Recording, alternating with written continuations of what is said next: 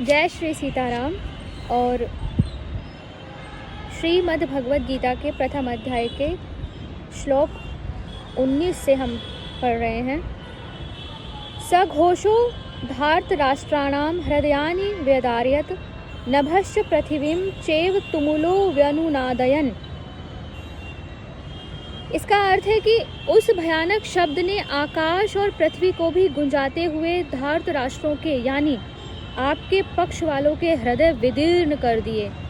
इस श्लोक का क्या भाव है?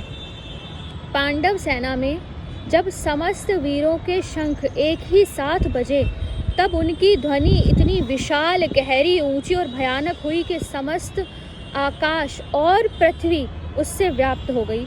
इस प्रकार सब ओर उस घोर ध्वनि के फैलने से सर्वत्र उसकी प्रतिध्वनि उत्पन्न हो गई, जिससे पृथ्वी और आकाश गूंजने लगे। उस ध्वनि को सुनते ही दुर्योधन आदि धृतराष्ट्र पुत्रों के और उनके पक्ष वाले अन्य योद्धाओं के हृदयों में महान भय उत्पन्न हो गया। उनके कलेजे इस प्रकार पीड़ित हो गए मानो उनको चीर डाला गया हो। पांडवों की शंख ध्वनि से कौरव वीरों के व्यथित होने का वर्णन करके अब 4 श्लोकों में भगवान श्री कृष्ण के प्रति कहे हुए अर्जुन के उत्साहपूर्ण वचनों का वर्णन किया गया है। श्लोक संख्या 20। अथ व्यवस्थितान् दृष्ट्वा धार्तराष्ट्रान् कपिध्वजः प्रवर्ते शस्त्र संपाते धनुरुद्यमये पांडवः ऋषिकेशं तदा वाक्यमिदमः महीपते। अर्जुन उवाच सैन्योरुभयोर्मध्ये रथम स्थापय मे अच्युत। हे राजन, इसके बाद कपिध्वज अर्जुन ने मोर्चा बांधकर डटे हुए धृतराष्ट्र संबंधियों को देखकर उस शस्त्र चलने की तैयारी के समय धनुष उठाकर ऋषिकेश श्री कृष्ण महाराज से यह वचन कहा, हे अच्युत, मेरे रथ को दोनों सेनाओं के बीच में खड़ा कीजिए। प्रश्न है, अर्जुन को कपिध्वज क्यों कहा गया? उत्तर, महावीर हनुमान जी भीमसेन को वचन दे चुके थे, इसलिए वे अर्जुन के रथ की विशाल ध्वजा पर विराजित रहते थे और युद्ध में समय समय पर बड़े जोर से गर्जा करते थे। यही बात धृतराष्ट्र को याद दिलाने के लिए संजय ने अर्जुन के लिए कपिध्वज विशेषण का प्रयोग किया है। दूसरा प्रश्न है कि अर्जुन ने मोर्चा बांधकर डटे हुए धृतराष्ट्र संबंधियों को देखकर शस्त्र चलने की तैयारी के समय धनुष उठा लिया। इस कथन का स्पष्टीकरण क्या है? तो उत्तर है कि अर्जुन ने जब यह देखा कि दुर्योधन आदि सब भाई कौरव पक्ष के समस्त योद्धाओं सहित युद्ध के लिए सज धज कर खड़े हैं और शस्त्र प्रहार के लिए बिल्कुल तैयार हैं, तब अर्जुन के मन में भी वीर रस जाग उठा और उन्होंने भी तुरंत अपना गांडीव धनुष उठा लिया। संजय ने यहाँ भगवान को पुनः ऋषिकेश क्यों कहा? तो भगवान को ऋषिकेश कहकर संजय महाराज धृतराष्ट्र को यह सूचित कर रहे हैं कि इंद्रियों के स्वामी साक्षात परमेश्वर श्री कृष्ण जिन अर्जुन के रथ पर सारथी का काम कर रहे हैं, उनसे युद्ध करके आप लोग विजय की आशा करते हैं। यह कितना बड़ा अज्ञान है। प्रश्न आता है, अपने रथ को दोनों सेनाओं के बीच में खड़ा करने के लिए अनुरोध करते समय अर्जुन ने भगवान श्री कृष्ण को अच्युत नाम से संबोधित किया। इसका क्या हेतु है? जिसका किसी समय भी पराभव या पतन न हो अथवा जो अपने स्वरूप, शक्ति और महत्व से सर्वथा तथा सर्वदा अस्खलित रहे, उसे अच्युत कहते हैं। अर्जुन इस नाम से संबोधित करके भगवान की महत्ता के और उनके स्वरूप के संबंध में अपने ज्ञान को प्रकट करते हैं। वे कहते हैं कि आप रथ हाँक रहे हैं तो क्या हुआ, वस्तुतः आप सदा सर्वदा साक्षात परमेश्वर ही हैं। श्लोक संख्या 22। यावदेत्ता निरीक्षेह अहम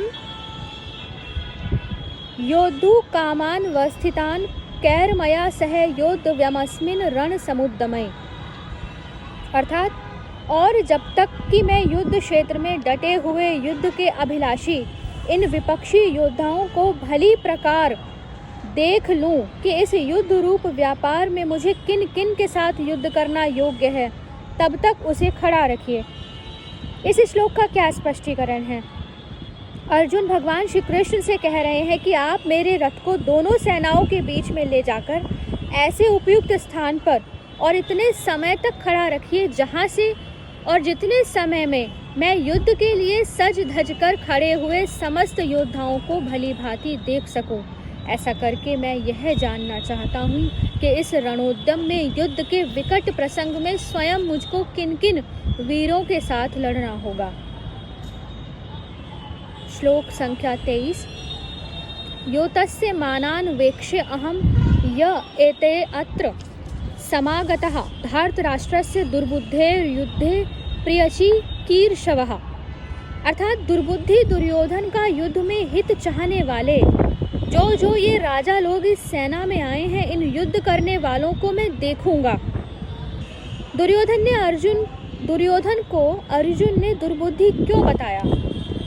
वनवास और अज्ञातवास के 13 वर्ष पूरे होने पर पांडवों को उनका राज्य लौटा देने की बात निश्चित हो चुकी थी और तब तक वह कौरवों के हाथ में धरोहर के रूप में था, परंतु उसे अन्यायपूर्वक हड़प जाने की नियत से दुर्योधन इससे सर्वथा इनकार कर गए। दुर्योधन ने पांडवों के साथ अब तक और तो अनेकों अन्याय और अत्याचार किए ही थे, परंतु इस बार उनका यह अन्याय तो असह्य ही हो गया। दुर्योधन की इस पाप बुद्धि का स्मरण करके अर्जुन उन्हें दुर्बुद्धि बतला रहे हैं। दुर्योधन का युद्ध में हित चाहने वाले जो ये राजा इस सेना में आए हैं, इन युद्ध करने वालों को मैं देखूंगा। अर्जुन के इस कथन का क्या अभिप्राय है? अर्जुन का इसमें यह भाव प्रतीत होता है कि पाप बुद्धि दुर्योधन का अन्याय और अत्याचार सारे जगत में प्रत्यक्ष प्रकट है, तो भी उसका हित करने की इच्छा से उसकी सहायता करने के लिए ये राजा लोग यहाँ इकट्ठे हुए हैं। इससे मालूम होता है कि इनकी भी बुद्धि दुर्योधन की बुद्धि के समान ही दुष्ट है, तभी तो ये सब अन्याय का खुला समर्थन करने के लिए आकर जुटे हैं और अपनी शान दिखाकर उसकी पीठ ठोक रहे हैं। इस प्रकार उसका हित करने जाकर वास्तव में उसका अहित कर रहे हैं। अपने को बड़ा बलवान मानकर और युद्ध के लिए उत्सुक होकर खड़े हुए इन सबको मैं जरा देखूं तो सही कि ये कौन कौन हैं, और फिर युद्ध स्थल में भी देखूं कि ये कितने बड़े वीर हैं और इन्हें अन्याय तथा अधर्म का पक्ष लेने का मज़ा चखाऊं। अर्जुन के इस प्रकार कहने पर भगवान ने क्या किया? अब आगे के 2 श्लोकों में संजय उसका वर्णन करते हैं। श्लोक संख्या 24 और 25। संजय उवाच एव मुक्तो ऋषिकेशो गुडाकेशेन भारत सेनयोरुभयोर्मध्ये स्थापयित्वा रथोत्तमम् भीष्म द्रोण प्रमुखतः सर्वेषां च महीक्षिताम् उवाच पार्थ पश्यतान् समवेतान् कुरु नीति। संजय बोले, हे धृतराष्ट्र, अर्जुन द्वारा इस प्रकार कहे हुए महाराज श्री कृष्ण चंद्र ने दोनों सेनाओं के बीच में भीष्म और द्रोणाचार्य के सामने तथा संपूर्ण राजाओं के सामने उत्तम रथ को खड़ा करके इस प्रकार कहा कि हे पार्थ, युद्ध के लिए जुटे हुए इन कौरवों को देख। युद्ध के लिए जुटे हुए इन कौरवों को देख। तो यहाँ गुडाकेश का क्या अर्थ है? और संजय ने अर्जुन को यहाँ गुडाकेश क्यों कहा? गुड़ा का निद्रा को कहते हैं। जो नींद को जीतकर उस पर अपना अधिकार कर ले उसे गुडाकेश कहते हैं। अर्जुन ने निद्रा जीत ली थी। वे बिना सोए रह सकते थे, नींद उन्हें सताती नहीं थी, आलस्य के वश तो वे कभी होते ही न थे। संजय गुडाकेश कहकर यह सूचित कर रहे हैं कि जो अर्जुन सदा इतने सावधान और सजग हैं, उन्हें आपके पुत्र कैसे जीतेंगे? प्रश्न आता है, युद्ध के लिए जुटे हुए इन कौरवों को देख, भगवान के इस कथन का क्या अभिप्राय है? इसमें भगवान ने यह भाव दिखलाया है कि तुमने जो यह कहा था कि जब तक मैं सबको देख न लूँ तब तक रथ वहीं खड़ा रखिएगा, उसके अनुसार मैंने सबके बीच में ऐसी जगह रथ को लाकर खड़ा कर दिया है जहाँ से तुम सबको भली भांति देख सको। रथ स्थिर भाव से खड़ा है। अब तुम जितनी देर तक चाहो सबको भली भांति देख लो। यहाँ कुरुन पश्य अर्थात कौरवों को देखो, इन शब्दों का प्रयोग करके भगवान ने यह भाव भी दिखलाया है कि इस सेना में जितने लोग हैं प्रायः सभी तुम्हारे वंश के तथा आत्मीय स्वजन ही हैं। उनको तुम अच्छी तरह देख लो। भगवान के इसी संकेत ने अर्जुन के अंतःकरण में छुपे हुए कुटुंब स्नेह को प्रकट कर दिया। अर्जुन के मन में बंधु स्नेह से उत्पन्न करुणा जनित कायरता प्रकट करने के लिए ये शब्द मानो बीज रूप हो गए। मालूम होता है कि अर्जुन को निमित्त बनाकर लोक कल्याण करने के लिए स्वयं भगवान ने ही इन शब्दों के द्वारा उनके हृदय में ऐसी भावना उत्पन्न कर दी जिससे उन्होंने युद्ध करने से इनकार कर दिया और उसके फलस्वरूप साक्षात भगवान के मुख अरविंद से त्रिलोक पावन दिव्य गीतामृत की ऐसी परम मधुर धारा बह निकली जो अनंत काल तक अनंत जीवों का परम कल्याण करती रहेगी। आगे का अध्ययन हम आगे की वीडियो में करेंगे। हरे कृष्णा।